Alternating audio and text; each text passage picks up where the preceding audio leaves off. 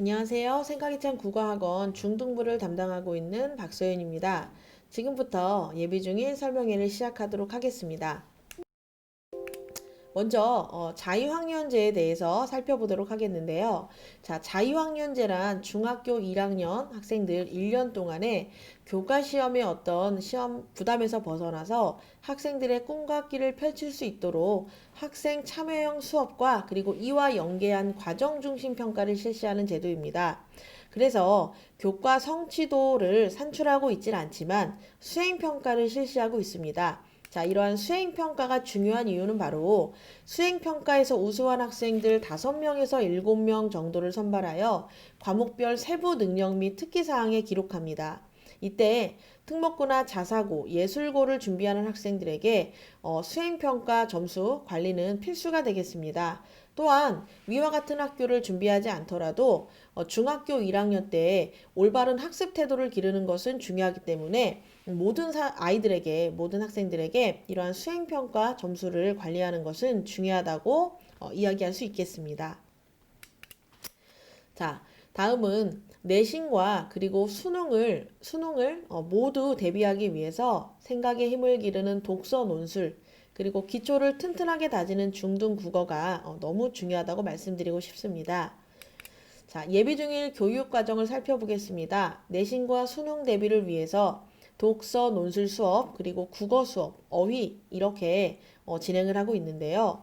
자, 먼저 11월에는 인문을 그리고 12월에는 사회와 관련된 책을 읽고 자, 매주 그 주제에 맞춰서 다양한 장르의 글을 씁니다.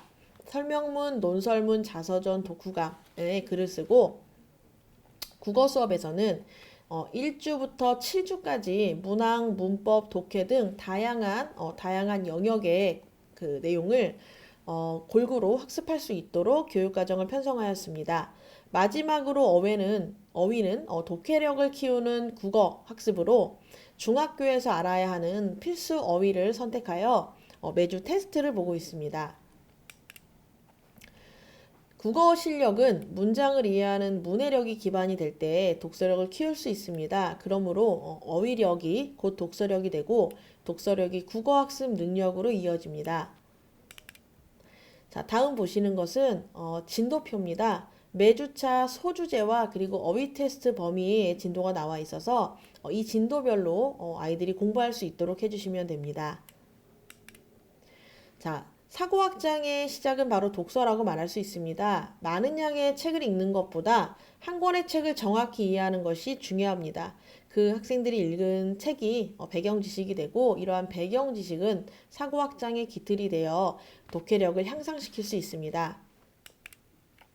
자, 우리 아이들이 선택한 그 책을 읽고 그 범위별로 독서 일기장을 작성합니다.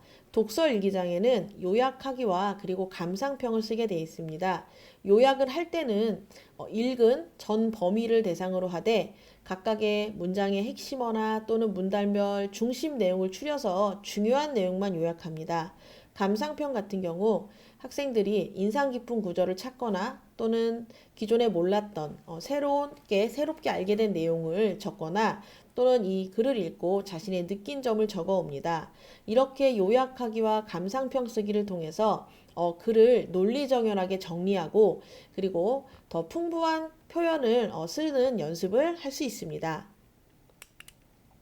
다음은 어휘력 기르기입니다. 해당 범위에서 중요한 어휘를 선정하여서 한자와 그리고 뜻을 같이 공부하고 있습니다. 이때 한자와 뜻 외에도 짧은 글짓기를 통해서 우리 학생들이 이 어휘가 다양한 맥락에서 사용될 수 있다는 것을 공부할 수 있습니다. 다음은 책 내용 정리하기입니다. 해당 범위의 내용을 정확하게 이해했는지를 확인하면서 이렇게 정확하게 이해한 내용을 바탕으로 비판적이고 창의적인 사고를 할 수 있도록 다양한 발문을 제시하여 학생들의 사고를 정리합니다. 또한 학생들이 어떤 사안에 대해서 어떻게 생각하는지에 대해서 수업 시간에 서로 질문을 하고 학생들의 의견을 말합니다. 이러한 사고 과정을 통해서 학생들의 어떤 사고력과 창의력을 향상시킬 수 있습니다. 자, 이렇게 독서가 끝나고 나면 이제 독서 논술을 이제 시작합니다. 아이들은 한 편의 글을 쓰는 것을 매우 어려워하기 때문에 각각 단계별로 어떤 내용을 써야 하는지, 어떤 표현을 써야 하는지를 명확하게 제시합니다. 처음, 중간, 끝 개요를 작성해서 이 개요 작성한 것을 바탕으로 한 편의 글을 씁니다. 자, 한 편의 글을 쓸 때는 창의적이고 또는 풍부한 표현을 써야 하지만 그것들은 아이들이 생각하기에 많이 막연할 겁니다. 그래서 매주 비유, 속담, 관용 표현, 한자, 성어 등 하나씩 골라서 아이들이 그 표현을 적절한 곳에 쓰고 그리고 다양한 표현을 할 수 있도록 글을 쓰고 있습니다. 이렇게 한 편의 글을 완성을 하고 나면 내용, 조직, 표현별로 제가 평가를 합니다. 이때 문맥상 어색하지 않은 건 없는지 또는 주제에서 벗어난 내용은 없는지 맞춤법이 틀리진 않았는지 등등 꼼꼼하게 영역별로 피드백을 하고 있습니다. 자, 이렇게 한 권의 책을 모두 읽은 후에는 독서논술 평가서를 보내드리고 있습니다. 독서논술 평가서를 보시면 학습 내용, 매 주차에 어떠한 주제의 책을 읽었는지 그리고 어떠한 글쓰기를 했는지 한눈에 알아보실 수 있습니다. 또한 학습 평가 영역에서 독서 논술뿐만 아니라 우리 학생들이 과제를 잘 했는지 수업 태도가 어땠는지 태도까지 평가를 하고 성취 수준에 맞춰서 한눈에 파악하실 수 있습니다.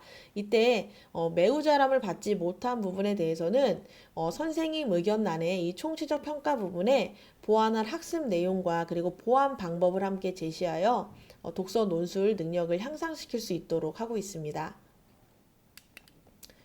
자, 지금부터는 중등 국어의 기본 체계에 대해서 말씀드리겠습니다.